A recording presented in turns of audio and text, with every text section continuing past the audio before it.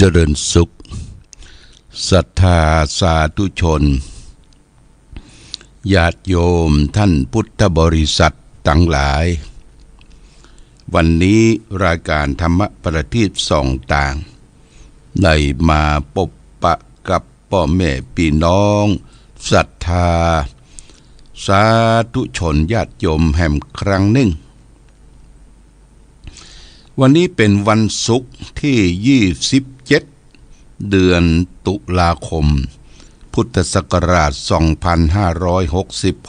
2566ซึ่งตรงกับเดือนเกียงเหนือเดือน11ไต่ขึ้น13ค่ำญาติโยมขึ้น13ค่ำวันนี้เป็นวันสุดท้ายของสัปดาห์ของเดือนตุลาคมซึ่งจะหมดสิ้นเดือนแห่งบกี่วันพรุ่งนี้เป็นวันเสาร์นะญาติโยมวันเสาร์ขึ้น14ค่ำเป็นวันแต่งวันดาเชิญพ่อแม่พี่น้องศรัทธาญาติโยมผู้ปฏิบัติธรรมประจำวันเสาร์ได้คืนร่วมกันปฏิบัติธรรมณที่วัดพระบาทอุดมสถานที่ปฏิบัติธรรมวิปัสสนาณบ่อสาวาแหล่งที่21ของจังหวัดเชียงใหม่วันฮือนี่ก็เป็นวันปวารณาออกพรรษาญาติโยมวันที่29เนี่ยวันศีลใหญ่วันปวารณาวันที่30เป็นวันแรม1ค่ำเป็นวันตักบาตรเทโวโรหณะทางอำเภอฝางทางวัดพระบาทอุดมก็จะได้นิมนต์พระสงฆ์องค์เนรจำนวน99รูปมาโปรดเมตตารับบิณฑบาตข้าวสารอาหารแห้งเทโวโหรณะญาติโยมก็มารวมกันตั้งแต่ตีนวัดพระบาทอุดมตั้งแต่บันไดนาคหน้าวัดต้นรุงแล้วก็ผ่านไปสี่แยกไฟฟ้าสี่แยกไฟแดงพนังสามผิวตรงไปหน้าที่ว่าการอำเภอฝางเทศบาลอำเภอฝางแล้วก็ผ่านไปตลาดเจ้าฝางไปเดินแค่ที่วกที่สี่แยกกสิกรสี่แยกไฟฟ้ากสิกรแล้วก็กลับขึ้นมาอย่างเก่าอย่างเดิมเพราะฉะนั้นญาติโยมท่านสาธุชนทั้งหลาย ก็ขอเชิญชวนนะทำบุญตักบาตรส่งท้ายต้อนรับองค์สมเด็จพระสัมมาสัมพุทธเจ้าที่พระองค์เสด็จขึ้นไปสู่สวรรค์ชั้นดาวดึงส์ไปโปรดพุทธมารดาเป็นเวลาครบถ้วนไตรมาส3เดือนพระองค์ก็เสด็จลงมาผู้คนไปต้อนรับพระพุทธเจ้ามากมายวันนั้นหมู่สิงสารสัตว์หมู่หยังก็คืออภัยกันเรียกว่าวันพระเจ้าเปิดโลกญาติโยมวันพระพุทธเจ้าเปิดโลกการที่จะได้เข้าใกล้ถึงพระพุทธเจ้าใส่บาตรมันเข้ามาถึงก็ได้ใส่เข้าลูกโยนดอกไม้ทูบเทียนนะเรียกว่าใส่เข้าลูกโยนพ่องอย่างพ่องคนนักหนาปาป้านนะญาติโยมวันนั้นเป็นวันเฮืออภัยวันแรม1ค่ำเนี่ยสิงสารสัตว์บะคมเหงคันหนึ่งร้ายกันเป็นวันพระเจ้าเปิดโลกร้ายที่ญาติโยมที่เปิ้นมีอารามมีวัดมีพระธาตุบนดอยสูงก็จะนิมนต์พระเจ้าประสงค์ออกโปรดญาติโยมโดยการตักบาตรเทโวโรหณะต้อนรับองค์สมเด็จพระสัมมาสัมพุทธเจ้านอกจากนั้นก็จะมีประเพณีออกว่าประเพณีออกว่าก็คือประเพณีปล่อยเตียนของพี่น้องไทยใหญ่วัดที่เป็นวัดไตวัดไทยใหญ่ก็หลายวัดเพื่อก็ได้เตรียมกันแปลงโคมไฟประดับประดาด้วยประทีปโคมไฟโคมสายต้นเตียนเพื่อจะได้นำมาถวายที่จองที่วัดของแต่ละวัดวาอารามญาติโยมเขาก็ได้ร่วมกันรักษาจารีตประเพณีพี่น้องเมืองพี่น้องไตไปมาหาสู่กัน มีความสมานฉันท์รักใคร่กลมเกลียวปึ้งปะอาศัยกันนี่ประเพณีของพี่น้องไตใหญ่ก็ประเพณีออกว่าปล่อยเตียนปล่อยอย่างที่แม่ห้องสอนก็ดีที่เปิ้นมีพี่น้องไตนักเนี่ยเปิ้นจะทำประเพณีอลึกอึกหนาแต่ก่อนนี่เปิ้นแห่ต้นกลมต้นอย่างเข้าไปกว่าจะตานี่เปิ้นเลี้ยงขนมก่อนเลี้ยงขนมเลี้ยงข้าวอีตูเรียกว่าข้าวอีตูเลี้ยงข้าวนมข้าวอย่างอูจ๋าจีบน้ำชาแล้วก็เลี้ยงขิงดองเอาถั่วดินคั่วข้าวใส่เอาอย่างข้าวใส่แช่ด้วยน้ำขิงน้ำอิ่มนี่เลี้ยงกันก่อนแล้วก็พี่น้องตั้งคนเมืองคนไทยก็ไปหลู่ไปตางก็ไปฟ้อนไปรำกันอันนี้ก็สืบสานวัฒนธรรมประเพณีอันดีงามนอกจากนั้นก็ตั้งแต่วันแรม1 ค่ำไปถึงเดือนยี่เป่งกำหนดเวลา1 เดือนญาติโยมนะ1 เดือนก็จะมีการทำบุญทอดกฐินสามัคคีกฐินสามัคคีนี่ก็จะทอดกันทุกวัดที่มีพระเจ้าประสงค์ครบ5 รูปก็จะได้รับกฐินราชกฐินหลวงวัดที่เป็นวัดหลวงก็จะมีกฐินหลวงหน่วยงานต่างๆมาทอดนี่เป็นการทอดกฐินสามัคคีกำหนด1 เดือนที่วัดพระบาทอุดมนี่ก็ทอดกฐินสามัคคีโดยคณะลูกหลานเจ้าน้อยมหาวงศ์หรือเจ้าน้อยบุญทาวงศาเนี่ยลูกหลานที่อยู่เมืองฟางจังไห้เชียงใหม่ต่างประเทศนะเพิ่งก็จะได้มารวมกันทำบุญทอดกฐินสามัคคีก็ประเพณีกฐินทอดกฐินสามัคคีนั้นก็จะเริ่มขึ้นตั้งแต่แรม1 ค่ำที่วัดพระบาทอุดมนี่จะแห่ต้นกฐินสามัคคีนะแห่ต้นกฐินสามัคคีวันที่3เวลาบ่ายโมงตรงก็จะได้มารวมกันที่วัดพระบาทอุดมแล้วก็ไปตั้งต้นกันที่โรงแรมโชคธานีได้ประสานงานกับเจ้าของโรงแรมคุณสุพจน์แล้วก็ประสานว่าจะเอาขบวนมาตั้งนี่เพิ่นก็ตอบรับแล้วก็จะเลี้ยงน้ำเย็นน้ำตันแล้วก็พี่น้องญาติโยมที่จะมาแห่กฐินแต่ว่าก็มีใบกุศลบอกคือพี่น้องดาละอั่งปะรองบ้านห้วยจนุปหลวงได้ประชาสัมพันธ์แป่งต้นกฐินมาโดยและพี่น้องห้วยหมักเลี่ยม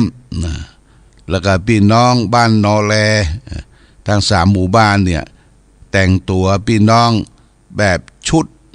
ดาละอั่งปะหลองมาทั้งหญิงทั้งชายรถก็ประมาณสัก2 คันรถเครื่องแห่รถนำบรรทุกศรัทธามาร่วมแห่กฐินของหลวงพ่อที่วัดพระบาทอุดมบอกกล่าวกันต่อไปตัวแล้วก็ทางคุณอาจารย์ประณีนาคเกษมก็ได้ติดต่อช่างฟ้อนหลายวัดหลายหมู่บ้านช่างฟ้อนชุมชนมาฟ้อนร่วมกันอันนี้เขาก็จะได้แห่เป็นขบวนนำหน้าก็คือจ้างแตะญาติโยมจ้างแตะตั้งบนหลังจ้างนี่ก็เป็นที่ประทับของเจ้าน้อยมหาวงศ์ประทับบนแอ่งแหล่งบนจ้างนี่จะมีแย่งจ้างใส่บนหลังจ้างแล้วก็องค์เจ้าน้อยประทับบนหลังจ้างแล้วแห่เข้ามาพร้อมด้วยครูบาทั้ง2 รูปครูบาเกษระปรมัตถาจารย์นี่ปฏิสถานอยู่ที่วัดพระบาทอุดมและครูบากันทานี่ปฏิสถานอยู่ที่วัดครูหาวารีเกษมสันปะยางจะได้แห่แหนเต้นต้าพี่น้องบ้านสันปะยางก็มากันทุกหลังคาเรือนมากันหลายๆแห่จากที่ลาน โรงแรมโชคธานีมาแล้วก็มาจุมาจุมมาแสดงมาฟ้อนมารำเฉลิมฉลองกันในครั้งหนึ่งตอนเย็นณที่ลานอนุสาวรีย์พระเจ้าฝางคณะลูกหลานเจ้าน้อยเบิ่งก็จะมอบรางวัลปั่นฮือแก่คณะจ้างฟ้อนทุกจ้างฟ้อนแล้วก็ได้เลี้ยงอาหารเย็นเป็นอาหารว่างก๋วยเตี๋ยวผัดไทยเตรียมไว้แล้วนะญาติโยมแล้วก็เข้าอาหารจานด่วนเป็นโรงทานของวัดพระบาทอุดมก็จะได้เตรียมต้อนรับญาติโยมท่านสาธุชนที่มาช่วยกันแห่องค์กฐินของคณะลูกหลานเจ้าน้อยมหาวงศ์ที่วันที่3เนอะวันที่3นั่นคือตอนค่ำหลังจากเสร็จพิธีบริเวณลานอนุสาวรีย์แล้วก็จะได้อัญเชิญอนุสาวรีย์ของเจ้าน้อยขึ้นไปประทับอยู่ที่วิหารชั้น2ของพระเจ้าละแข่งวิหารพระเจ้าละแข่งพร้อมโดยครูบาทั้ง2รูปแล้วก็เมื่อคืนเวลาทุ่มเนี่ยพระสงฆ์จำนวน15รูปจะได้เจริญพระพุทธมนต์สวดมนต์ตันพุทธาภิเษกสารูปเจ้าน้อยและก็องค์ครูบาทั้ง2รูปและพุทธาภิเษกพระปิตาครูบายี่แก้ว72พระปิตาครูบายี่แก้ว72นี่หลวงพ่อได้สั่งทำพระปิตา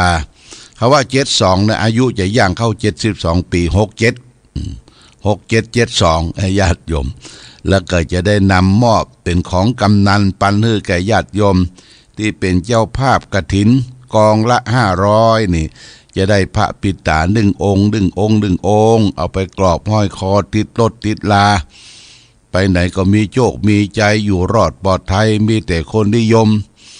มีแต่เมตตาธรรมเพราะพระปิตานี่เป็นมหานิยมนะญาติโยมนะอันนี้เป็นพิมพ์ของหลวงปู่โตะตั้งหลังเป็นยันของหลวงปู่โตะวัดประดู่ฉิมพีกรุงเทพนะญาติโยมโดยการทำจากโรงงานของคุณเทียมบัวแตงเทียมบัวแตงเพิ่นทำมาก็ติดต่อประสานงานเป็นเจ้าภาพกฐินด้วยกันได้และญาติโยมท่านสาธุชนก็จะได้ร่วมทำบุญทำกุศลนี่ก็แจ้งข่าวบุญกุศลให้แก่ญาติโยม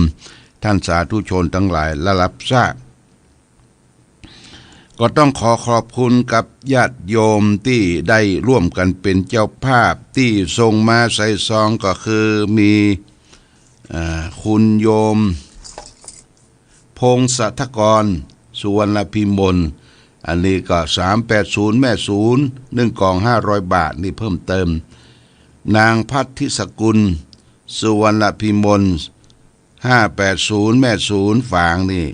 1กล่อง500 บาทได้รับเรียบร้อยแล้วเน้อก็จะได้นำใบอนุโมทนาขอบคุณให้พร้อมกันนั้นกฐินที่ติดตามมาก็คือแม่ชีปริญญาวงชมพู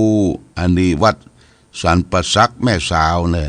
แม่ชีปริญญาวงชมพูร่วมทำบุญทอดกฐิน100 บาทและค่าน้ำค่าไฟแหม100 บาทอุทิศส่วนกุศลแก่แม่ชีทองแดงวิจิตรรัตน์นายสมบัติและนายรุ่งโรจน์วงชมพูมุทนาสาธุมาณโอกาสนี้ตัวนี่ก็ได้อนุโมทนาสาธุกับญาติโยมที่ได้เพิ่มเติมทีหลังแล้วก็มีพ่อกำนันทวีกับแม่กำนันสุนาคำผีละ1 กล่อง500 บาทคณะศรัทธาวัดปางปอย1 กล่อง500 บาทคุณหวนสุทธเสนาบ้านเตาดิน2 กล่อง1,000 บาทแม่ทองสายทิยศ1 กล่อง500 บาทแม่นิตธเนศสุวรรณทรี1 กล่อง500 บาทแม่คำน้อยสุปัญญา1 กล่อง500 บาทแม่ศรีนวลสิทธิวัง1 กล่อง500 บาทแม่แสงล่าทาโทน1 กล่อง500 บาทคุ คุณครูทิลินรัตนดาว1 กล่อง500 บาทพ่อหมออินทร์แม่จงดีเชื้อกันทา2 กล่อง1,000 บาทนางสาวปราณีเขื่อนแก้วสาวปราณีเขื่อนแก้วห้างต่ำ1 กล่อง500 บาทแม่อุ้ยแก้วก้อนแก้วห้างต่ำ1 กล่อง500 บาทแล้วก็มีแม่อามโกดคำปังปอย1 กล่อง500 บาทแม่มีพินชัยโยภาสปังปอย1 กล่อง500 บาทแล้วก็คุณกนกพิษชัยนาร้านนาพันธ์ปากตางสันสายห้วยงู9 กล่อง4,500 บาทโมทนาสาธุมาณโอกาสนี้กับญาติโยมท่านสาธุชนทั้งหลายที่ได้เตรียมความพร้อมจะทำบุญทอดกฐินสามัคคีร่วมกันเพื่อจะได้นำปัจจัยมาบูรณะปฏิสังขรณ์ที่วิหารพระเจ้าระแข่งประเด็นนี้ก็เหลือ2 รายการได้ญาติโยมก็คือการบูรณะปฏิสังขรณ์แต่นแก้วใกล้จะแล้วละแต่นแก้วนี่ทำแบบหินอ่อนหมดญาติโยมนะแต่นแก้วแล้วก็ยังเครื่องทรงองค์พระ2 รายการเนี่ยทุกสิ่งทุกอย่างก็เตรียมความพร้อมใกล้จะเสร็จสิ้นเรียบร้อยแล้วจึงขออนุโมทนามาณโอกาสนี้โดยวันนี้จะเอาเรื่องของทิศวันนี้เอาทิศเรื่องของทิศสุดท้ายญาติโยมทิศสุดท้ายนี่เรื่องของเหตุธรรมทิศแม่นก็วันนี้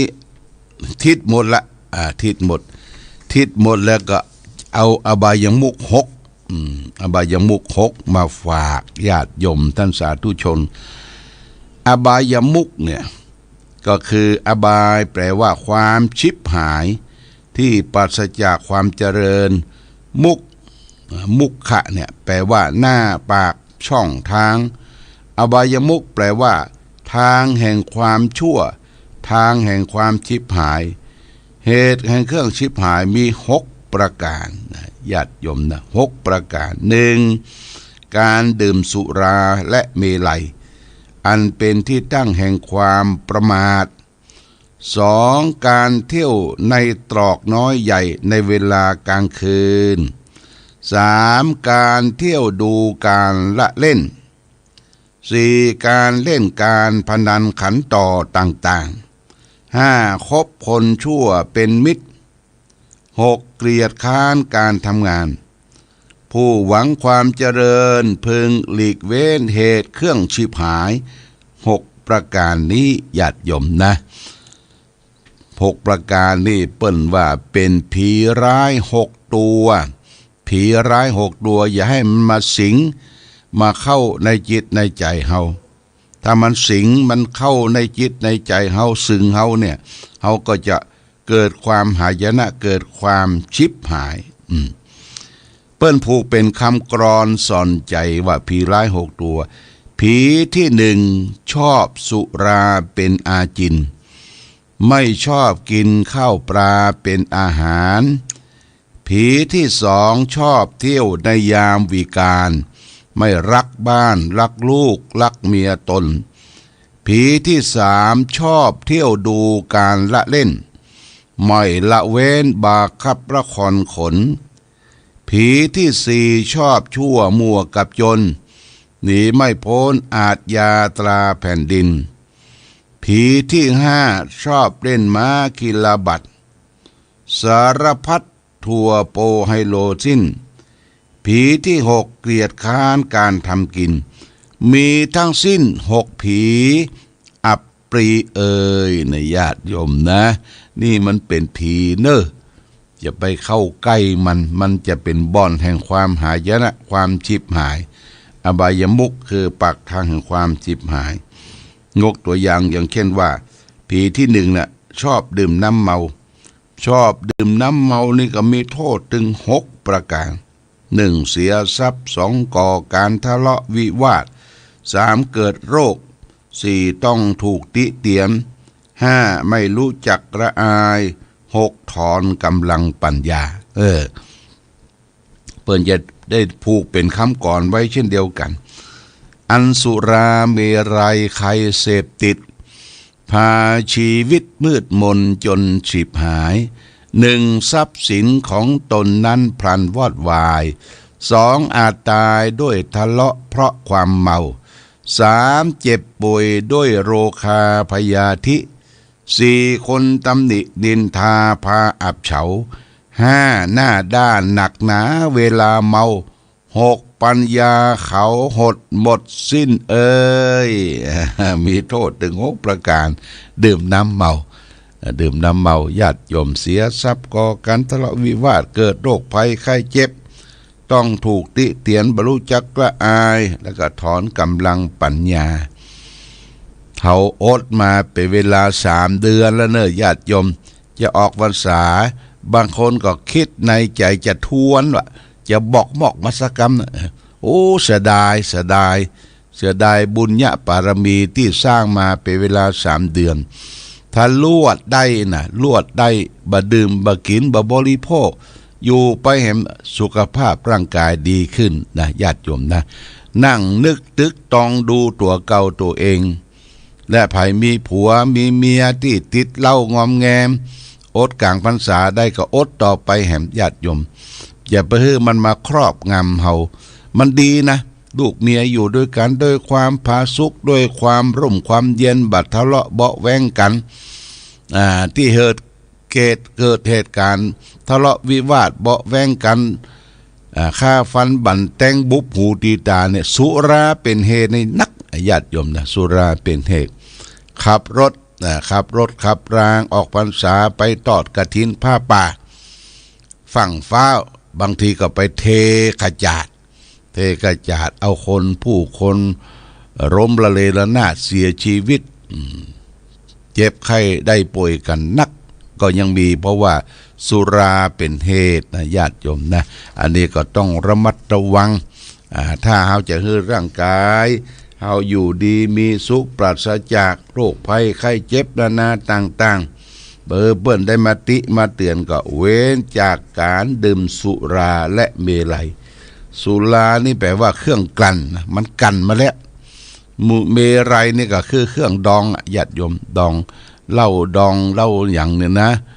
เหล้ามักเหล้าดองนี่เป็นเมรัยสุราเมลัยก็งดเว้นเหมือนกันเด้อศีลข้อที่5นี่เพิ่งก็ดึงบัญญัติว่าสุราเมลยะมัชฌะปมาทัฏฐานาเวละมณีสิกขาปะทังสมาธิยามิพึงเว้นการดื่มสุราและเมลัยอันเป็นเครื่องดองของเมาอันเป็นที่ตั้งแห่งความประมาทอย่างนี้เอาละโอกาสนี้ก็ต้องขอลาจากญาติโยมเดี๋ยวก็จะได้เดินทางไปทำธุระปะปังที่เชียงใหม่แล้วก็กลับตอนเย็นญาติโยมตอนค่ำบึดวันนี้วันศุกร์วันที่27ก็จะได้มาพบปั่นน้ำมนต์ให้แก่ศรัทธาญาติโยมในเวลาค่ำของวันศุกร์นี้เช่นเดียวกันวันนี้ขอความผาสุกความเจริญความมีธรรมจงมีแก่ศรัทธาญาติโยมสาธุชนทุกท่านรายการธรรมประทีปส่องต่างต้องขอลาก่อนขอผู้ฟังจงตั้งมั่นจิตหันษาด้วยธรรมะขององค์พระพุทธาได้นำพาให้เกิดความสุขสงบเย็นขอเจริญพร